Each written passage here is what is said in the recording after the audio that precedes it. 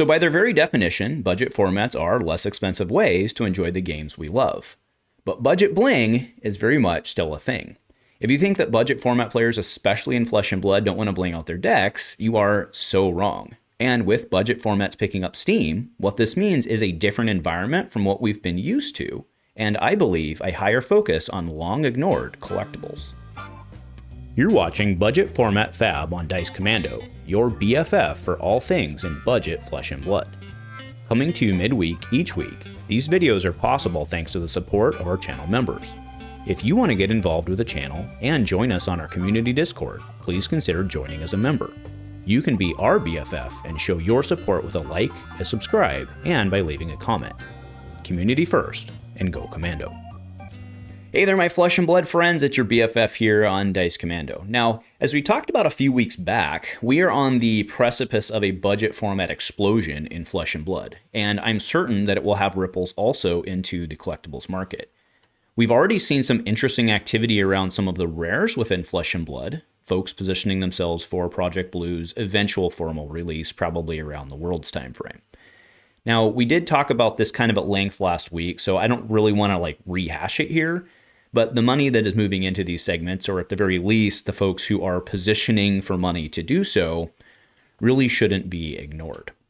Now, to that end, what I want to talk about today is kind of some of the higher end bling. And again, that's with air quotes because we're talking, $20, $30 range, which heck, that's some Majestics, right? Even less than other Majestics, as opposed to, blinging out a cold foil equipment for a couple bucks or rainbows for, 50 cents or whatever it may be, right?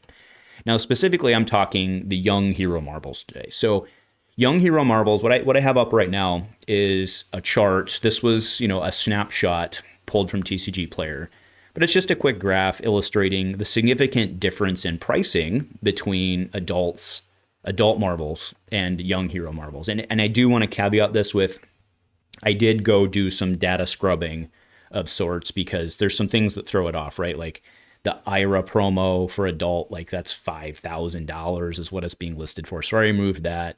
And then Enigma New Moon, the super amazing version of Super New Moon, it was only 100 of them, right? That's a $5,000 card. So it starts to throw off the picture. And what I'm really comparing in here, just to be clear, is normal marbles, right? Your normal set marbles, adult versus young, right? And functionally, the data itself doesn't matter. I think we all have seen this from time to time, just observationally, right? The Young Hero marbles are not as high in demand as the adult marbles. Okay. But that is what I wanted to look at today, because I think, again, as Project Blue starts to pick up steam, I think that some of these are pretty attractive buys. And you see that obviously, the Marvel Emperor there for 600. Congrats to DM Armada for pulling one. Very deserving. And he's been an Emperor player. Maybe that's why. But either way, what you see on the rest of these is pretty reasonable prices for, again, bling that you don't need, but it's pretty fun, right? Marvel, Puffin, Marlin. Bro, that's a Sam Yang art. In fact, I should probably get this card. That's awesome. $23. I don't know what, I don't think she's super playable in Project Blue necessarily yet until she gets some maybe more harpoons. She's got the blue harpoons, but she's never big harpoons. So I don't know if there's a thing there or not. But again, $23. You're getting my point, right? Kayo Marvel at $16. All prices here US, of course, but Kayo Marvel at $16. I think he's going to be pretty good within the format. Olympia is probably more of a commoner play.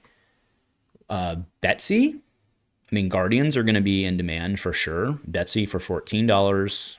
Syndra's probably not super good.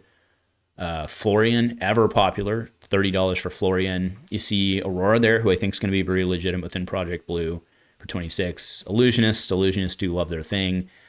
Briar, oh man, I wish I had one of those. Oof, that's nice. That is nice. So, and then there's a couple more, and actually the alt art Aurora, which is a really cool card, $70 for that.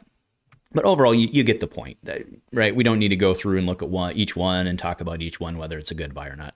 but stuff like this. And then I do also want to remind you of, see those back there? Whoop, there we go.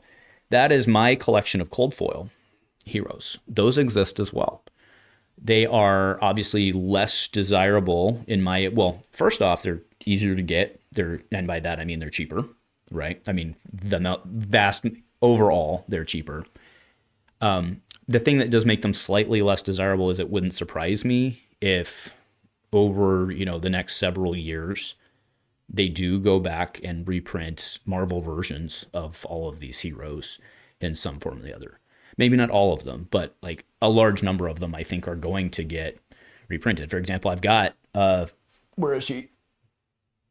Yeah, second there next to Benji, but I've got Cold Foil Briar up there, and obviously I'm not going to go necessarily spend, what is it, $60 is what we said for the, I mean, that's actually not too bad, but again, I can do a lot of other stuff in budget format with $60, right? But I do think you're going to see folks wanting to start to bling out their stuff. And again, what else are you going to use this stuff for, really? So anyway, that's my take. Love to know if you agree, if you disagree, but I do think there's potentially some really good buys in here. And again, you're going to get the Andrew Dad talk yet again, right? This isn't something that like you go buy 50 of these. That's not what I'm talking about, right? This is like, I love Aurora. I'm going to go pick up Aurora for $26. I'm going to go pick up a Zen for $21 or something so that my Project Blue deck looks awesome. Because these things look great on the table, right? There's no denying that the Marvel heroes look really good on the table with, get them in the little case. They look pretty damn good on the table. So anyway, that's one piece today. Love to know your thoughts. What else you'd be looking at? Actually, let me know below if you made it this far. Let me know below what your first pick hero is going to be in Project Blue, and if you want to bling them out or not, or if you think that blinging out Project Blue is completely stupid. That's cool too. Oh, Marvel Icelanders only $25. Really? Whew. Yeah. Anyway, we can do this all day. Go Commando.